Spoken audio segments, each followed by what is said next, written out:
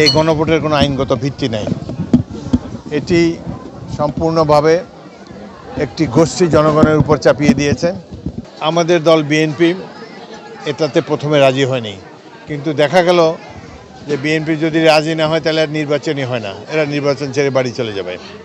মানে যে সংস্কার, যে সনদ, যে গণভোট, এগুলোর কোনোটাই বিএনপি বিশ্বাস করেনি, সব মেনে নিছে নির্বাচনের লোভে। আবার সেই মেজর হাফিজি বলে আমরা বদ্ধপরিকর জুলাই সনদ বাস্তবায়নের জন্য, এটা নাকি দেশের সম্পদ। শুনেন, আর জুলাই সনদ দেশবাসীর সম্পদ। প্রত্যেক রাজনৈতিক যারা সংসদে যাদের প্রতিনিধিত্ব আছে তারা সবাই জুলাই সংসদে স্বাক্ষর করেছেন।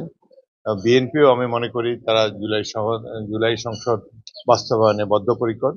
দেশের সম্পদ, ক্ষমতা পেলে তখন এটা দেশের সম্পদ।